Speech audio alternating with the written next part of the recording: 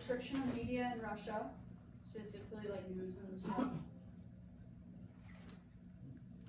So my essential question of tying this back to is the movement of information ideas and how it affects people, especially people in the region. So before we start, I'm going to talk about like the different types of media. So a big thing that comes up a lot in Russia is the difference between free media and controlled media. Free media is usually privately owned. It can be owned by a corporation, but it's generally they print what they want. There's less control over what they're printing, and they can speak out against different people. And generally, it's a lot safer for the journalists, especially the ones that are saying the things that don't make certain people look as great. State controlled, on the other hand, is owned by usually corporations or the government. In this case, it's mostly the government, and it censors what's being said by journalists a lot more, so that, oh, you can't oppose this certain party, you can't say this about this person, it makes them look bad. And that's a really dangerous situation for these journalists to be in, because it does not work out great whenever they do say things that oppose the values of, or any of the censorship rules. So, more types of media. There are 4 types of media, and that is earned, paid, owned, and shared. Mostly what I'm going to be talking about is all owned media, because that's like website and blogs and like, that's what a lot of news is like on. That's like the content. And then shared is like social media, word of mouth. Earned is like media relations, PR, and then paid is like banners and advertisements. The 3 types of content is print, which is like newspapers and magazines, and that stuff is easy to control, especially whenever it comes down to like newspapers, but there's books which also count as print, and I'll bring that up later. There is broadcast, which is probably the easiest to censor, just because in countries like Russia where they own a lot of the channels and you can kind of control what goes on and what doesn't go on air. And then there's internet, which, as especially our generation knows, is like a complete wild card. It's difficult to censor, just because, I mean, it's from all over the world. I mean, it's globalized, and you can't censor every single website because more just keep coming up. So, Russia's news agencies. So these are a few prominent ones, and that is RIA Novosti, which is a Russian, most of these are Russian speaking, all of them are, I think. Channel 1, which is one of their TVs, Russia TV. NTV actually isn't owned by the government, it is owned by a major oil corporation called Gazprom, which is owned by the government. Expert, New Times, Kommersant Voss. And then the Moscow Times, which I actually read a lot of these articles while I was doing research for this, and just because it was really interesting the more I delved into it. The Moscow Times is an independent news network, and it's an English-speaking network. So all of their articles, if you go and read it, are in English. And you know, whenever you go onto Wikipedia and it says donate, like crowdfunding.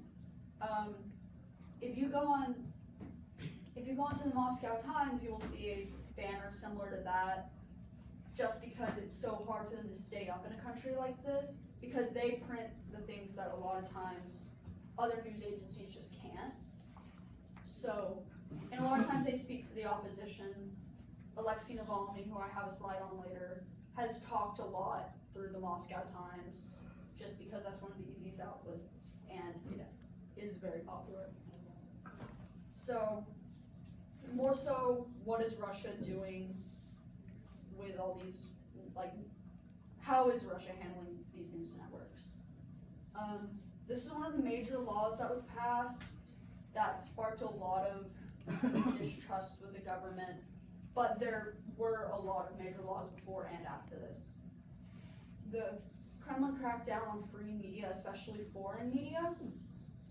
which I put that in air quotes because in 2017, November, Putin passed legislation saying that if a news network got any funding internationally, they could be registered as a foreign agent. And the thing is, whenever you're a foreign agent, the government has a lot more room to censor you, especially by this law. So if any website or broadcast was deemed extremist or basically just undesirable to the government, they could be censored and shut down. And this caused a lot of protests just because people were like, hey, that's not all right. Like a lot of companies in this day and age don't just get funding from their own country unless you're state-owned. More laws like this have since been passed.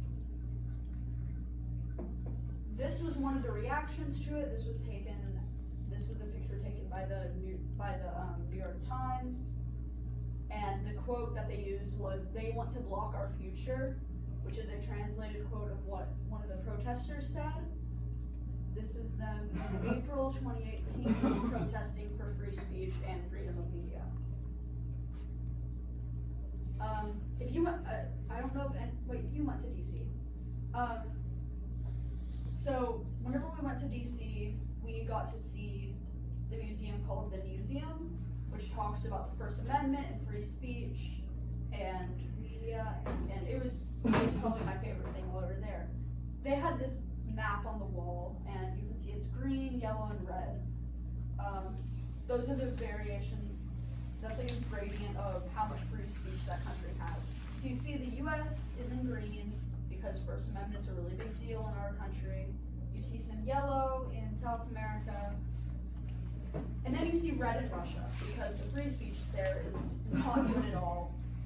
The image is from TripAdvisor, but yeah, I just thought that's a really good visual because they did a lot of studies for this museum. So, rest in peace. Anna Politkovskaya she was a journalist that was killed in 2006. She was shot inside of her apartment. And she was a reporter in Chechnya, which was a major war that didn't make Russia look so good. Specifically, it didn't make Putin look so good. And she was in avid opposition to Putin and his cabinet.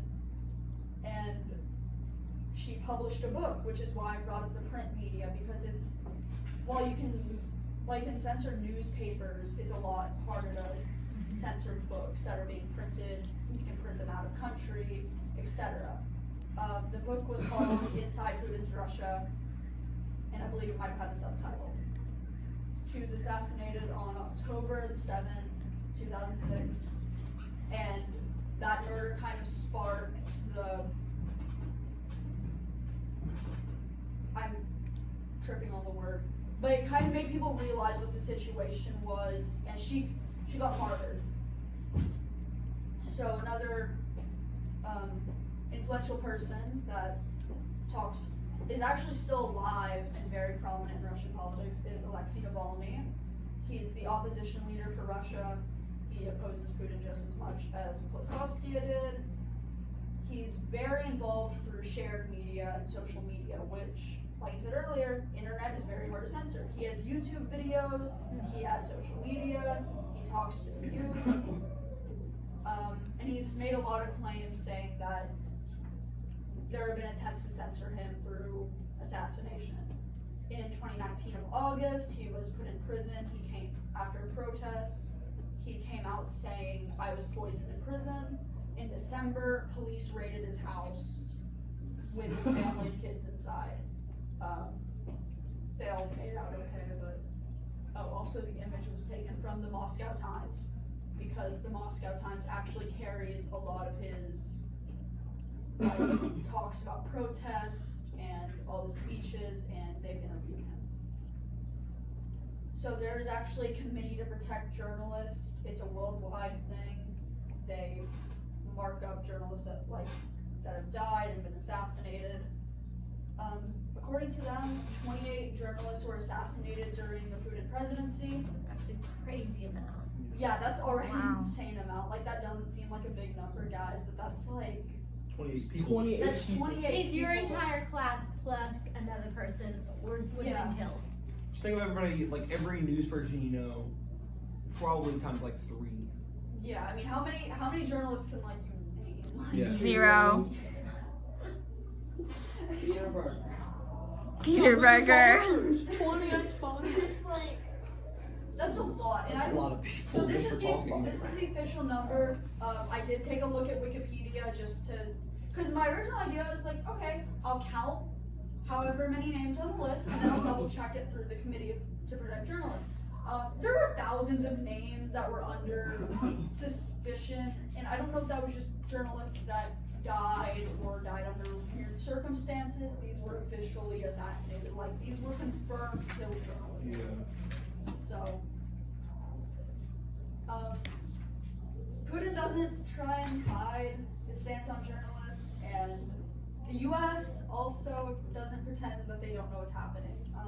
During a summit, Trump was talking to Putin, and he said, "Get rid of them. Fake news is a great term, isn't it? You don't have that problem in Russia, but we do."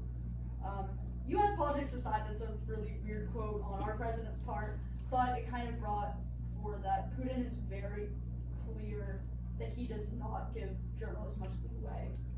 And it's kind of like just a known fact, and unfortunately, there's not much that we as the U.S. can do about it because these aren't our journalists. Yeah.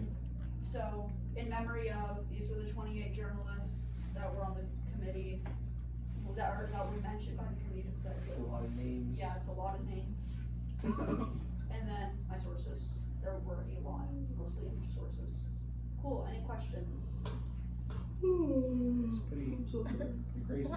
Depressing. Well, I've been tired all day. It's not. Yeah, no, Like I don't blame you. I think it's the weather. The weather is making us all very But tired. whenever it's Oh, like yeah. cold I out. got 6! Oh, I got 4 and 5 the last I got 3 days. Yes. My sleep paralysis